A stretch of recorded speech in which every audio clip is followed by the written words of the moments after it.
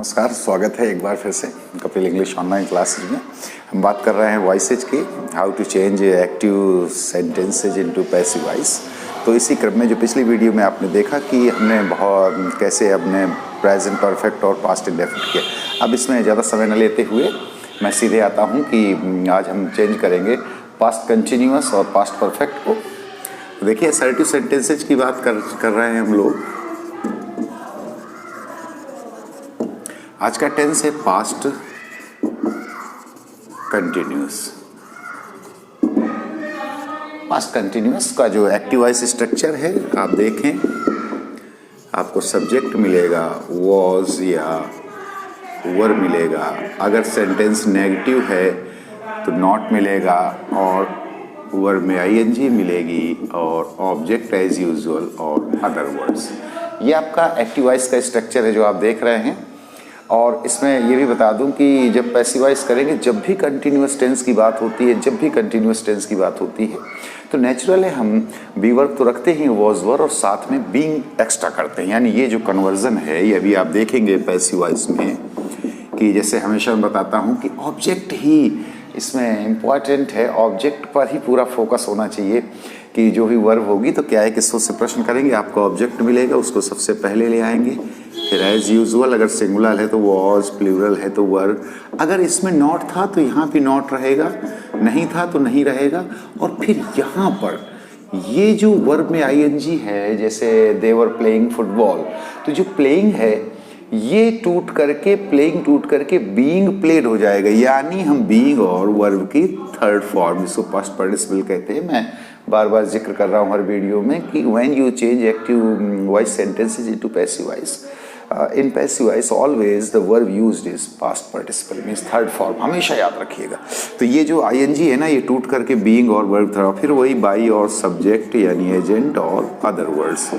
अब अगर हम एग्जाम्पल लें तो कोई भी है ऐसे, जैसे कहा जाए boys were playing kho kho yesterday in the stadium।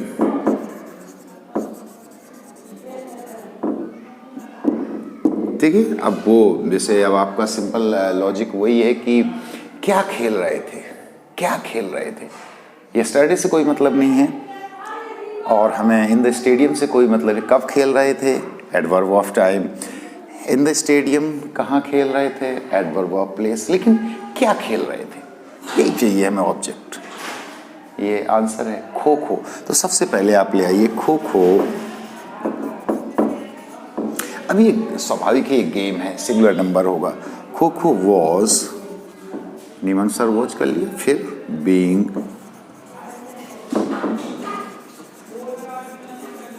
Played by boys, यहीं लगा दीजिए। और सारा सब कुछ जो भी है ना, yesterday in the stadium।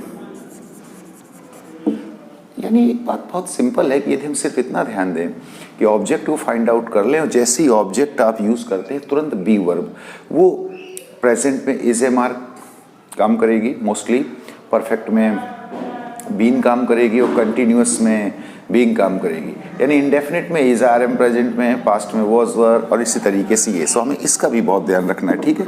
अब मान लीजिए हम एक नेगेटिव सेंटेंस ले लेते हैं कि एक नकारात्मक, उसमें कुछ नहीं है। जैसे एक सिंपल सा कर लें कि Shamim was not learning the lesson. तो सिंपल है सेंटेंस, क्या नहीं लर्न कर रहा था, द लेसन, बस इतनी सी बात है। द लेसन वॉज नॉट, और यही फिर मैं बता दूं, जो लर्निंग है ना, इसको लर्निंग नहीं रखना, इसको बीइंग और इसको लर्न्ड भी कर सकते हैं, लर्न्ड भी, being learned by शमीम। चलिए समय लेते हुए अगले टेंस पे चलते हैं। जो अगला टेंस है हमारा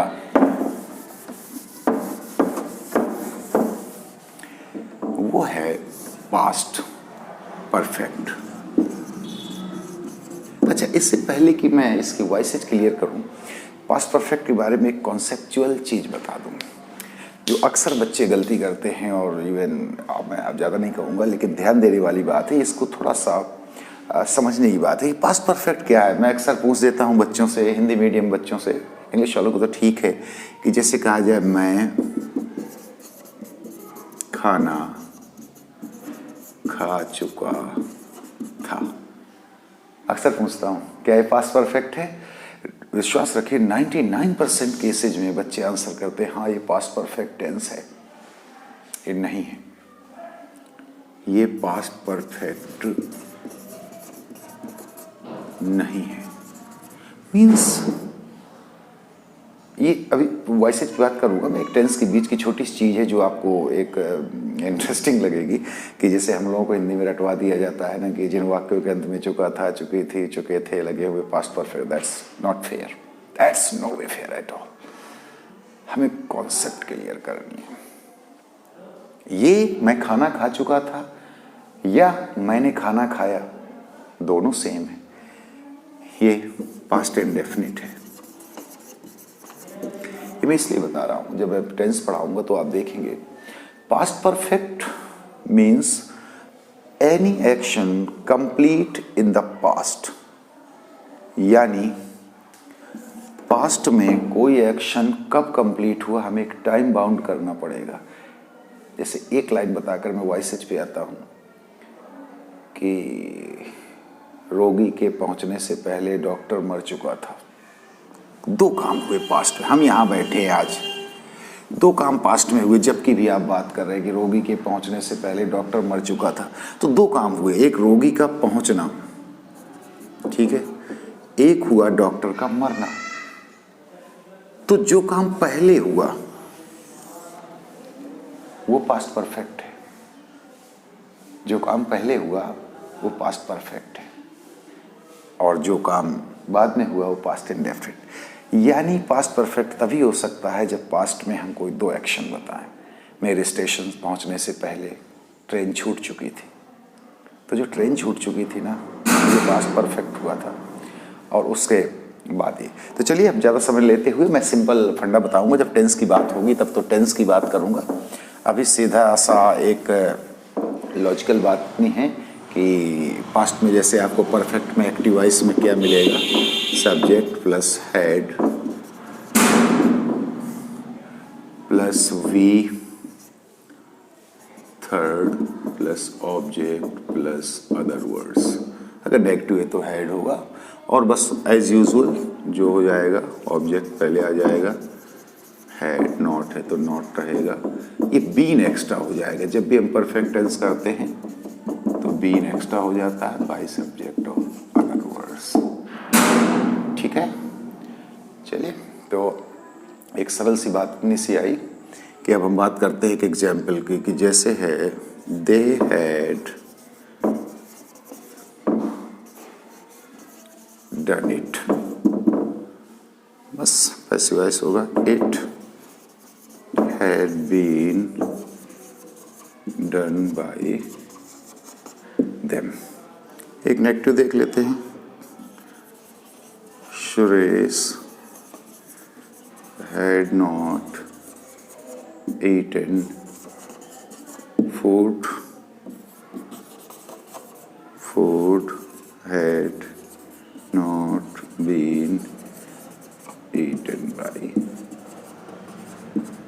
सुरेश। मैं फिर बता दूं, इसके साथ एक पास्ट इंडेफिनिट होना चाहिए, बिकॉज इंग्लिश इज लैंग्वेज और any language that should have a relation, it should have some context, कोई न कोई संदर्भ होना चाहिए। ये सेंटेंसेज बेसिकली पास्ट परफेक्ट नहीं है, इनके साथ पास्ट इंडेफिनिट होना चाहिए। ये टेंस में जिक्र करूंगा, देखते रहिए कपिल इंग्लिश ऑनलाइन क्लासेज। आज के लिए दो ही टेंस काफ़ी, इसको नेक्स्ट वीडियो में ख़त्म करके फिर मैं मॉडल्स पर जाऊंगा, how to change modal auxiliaries into passive voice.